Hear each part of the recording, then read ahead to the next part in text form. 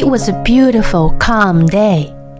My sweet daughter holding my hand and looking up at me with a smile. My loving husband is next to me. I was enjoying a very happy time until I met that man. Hey, long time no see. Long time. Ian, my ex-husband, whom I hadn't seen in a long time, approached us with a nasty smile on his face. Did you have a baby?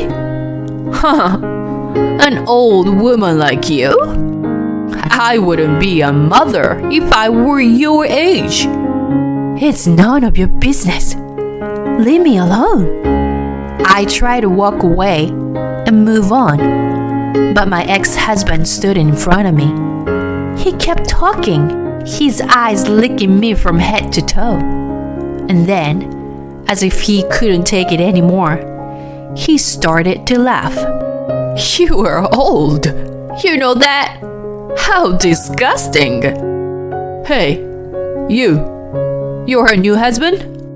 You lose your life if you don't think about what's good and bad for you. I can't believe you married this old hag. The words with my ex-husband never seemed to stop. I clenched my fist when I couldn't take it anymore. I was stopped by my husband, Wesley, who was standing next to me, smiling calmly.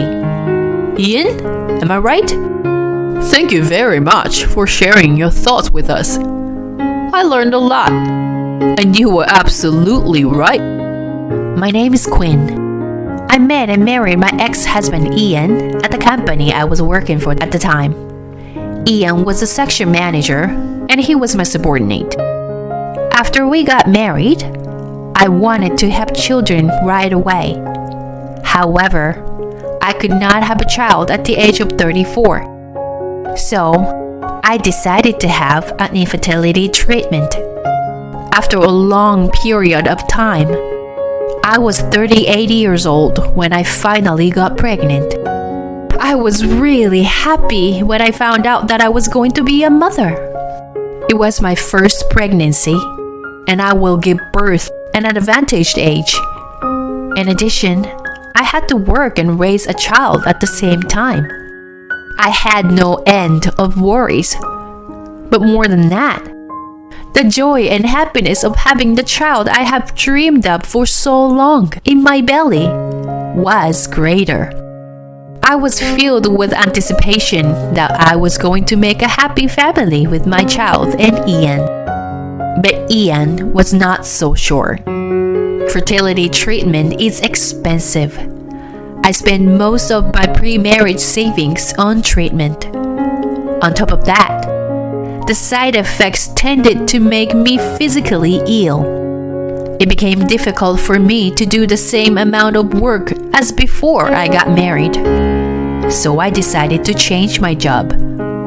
After changing my job, my salary dropped to half of what it had been before. I was able to work less and concentrate on my fertility treatment with peace of mind. However, Ian had grown tired of me. The truth was, Ian seemed to like me because I worked hard and made good money. At the time, there was no sign of marriage for me, and I was on the road to success with my work. He took notice of my good earning ability, and that was the reason he married me. And yet, after we married, I said I wanted to have a baby. Ian didn't forgive me for changing jobs so easily and undergoing expensive fertility treatment. So he slapped divorce papers on me and left me. I would stand for a while at how easily our marriage ended. But I had to be strong for the sake of this child I was carrying in my belly. I had to raise her well on my own. I explained the situation to the company and worked my butt off. With the help of my parents, I managed to give birth to my child. When I finally held my baby girl in my arms, I felt like the happiest in the world. I couldn't stop crying with happiness. But the one who was even happier than I was my new husband, Wesley. I met Wesley as a business partner at my former company.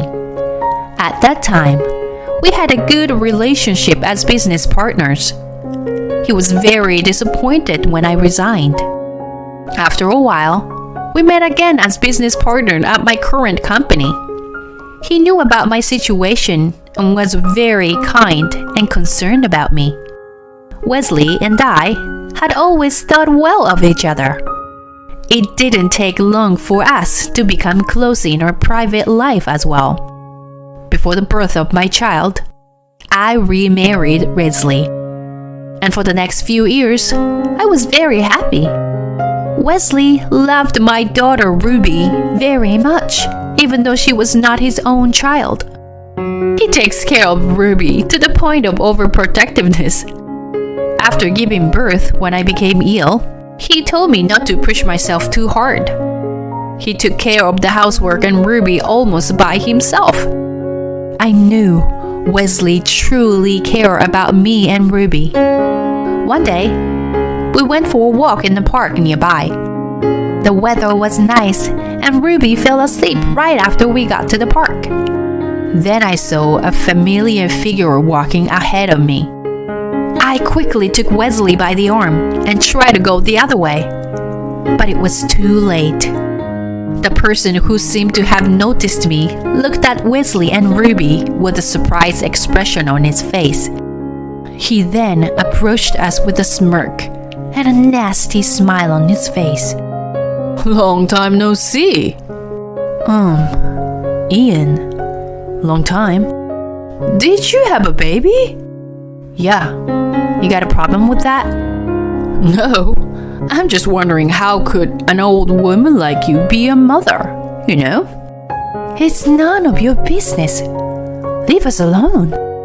Ian stands in front of me as I try to avoid him and move on. After moving his gaze to lick me from head to toe, as if he couldn't stand it any longer, Ian started laughing. You are too old to be a mother. You know that? It's disgusting. Ian's words never seemed to stop, and he looked into the stroller. Your kid? She's ugly. Just like you. Please, don't you dare say one more word. Or, if it was just about me, I could put up with it. But I couldn't take it anymore when someone makes fun of my child. Ian narrowed his eyes in amusement as I took a step forward. Before I could open my mouth, he quickly shifted his gaze to the side. Ian was looking at Wesley, who was right beside me. I can't believe anyone would marry this old hag. And she's got a kid with someone else?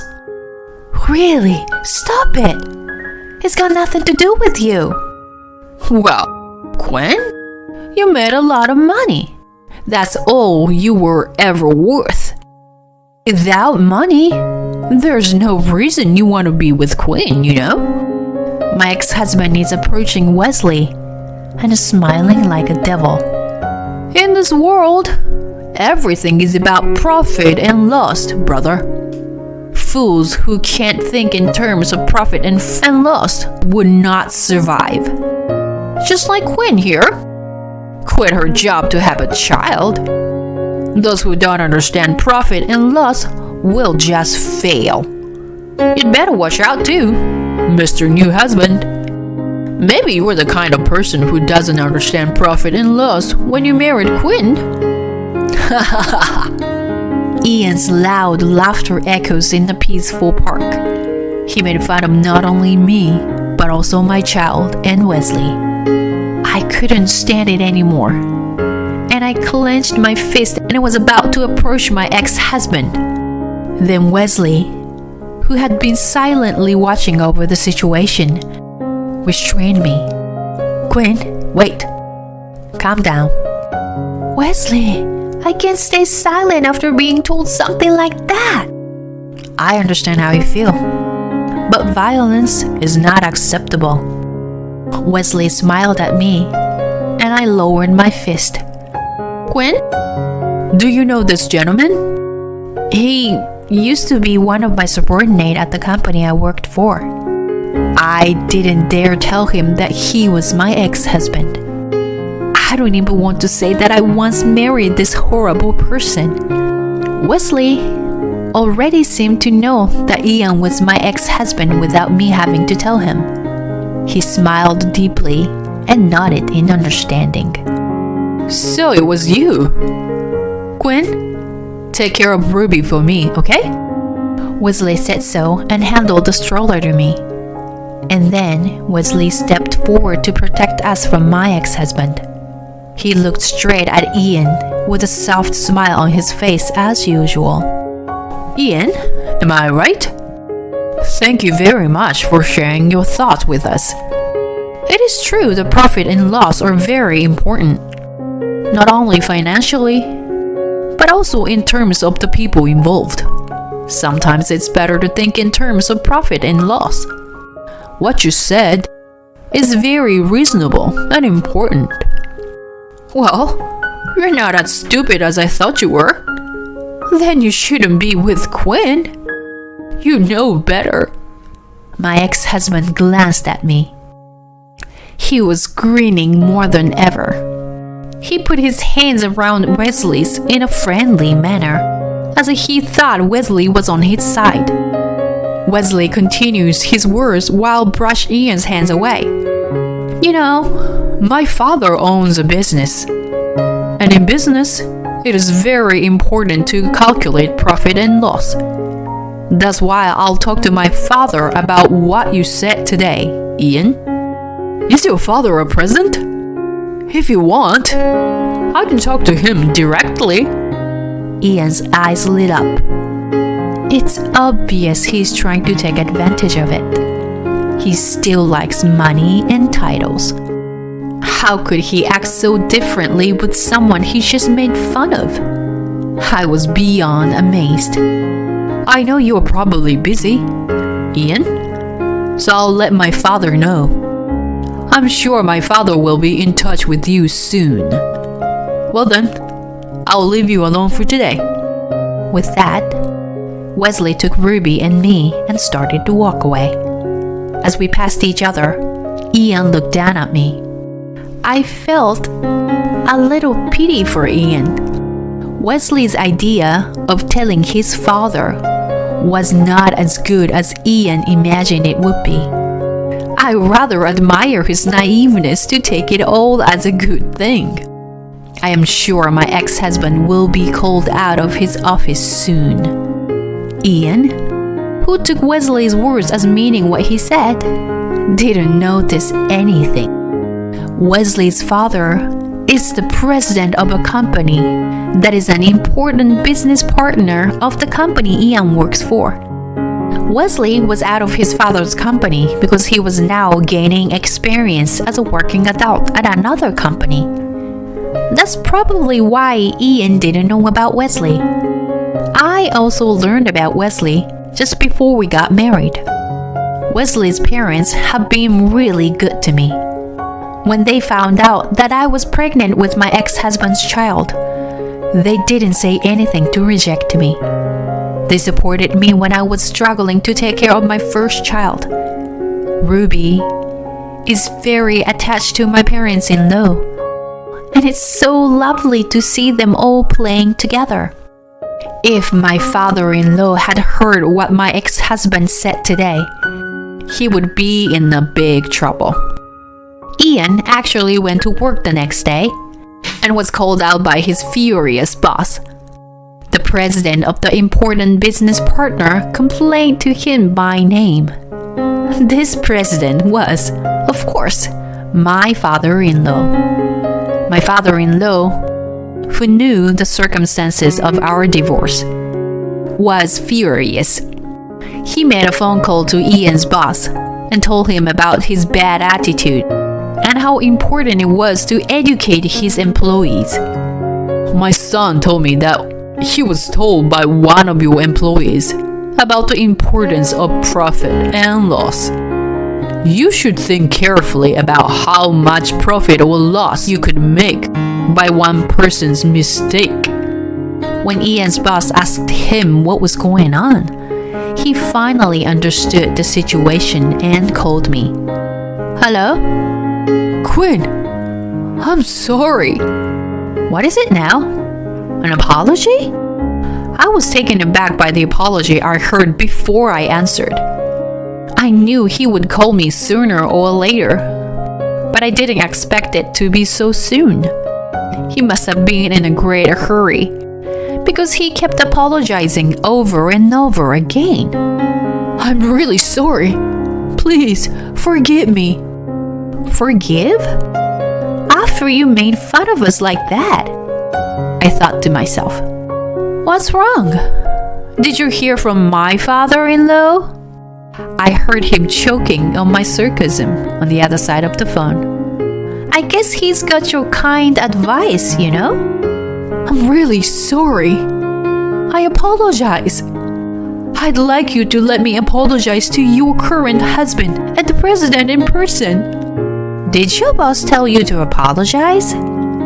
Yes. I was told not to return to the company until I apologize in person and get your forgiveness. Please, help me. We were married once. Please.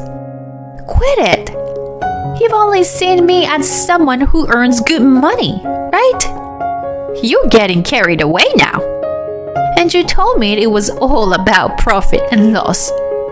For me, it's a loss to keep you near my husband and my father-in-law. Talking to you who made fun of my daughter and my husband, it's nothing but a loss to me. So this phone call is such a waste of time for me. If you understand, don't call me again. No. I hung up the phone without hearing Ian's last words. He had said a lot of horrible things to me, and I still didn't have enough to say.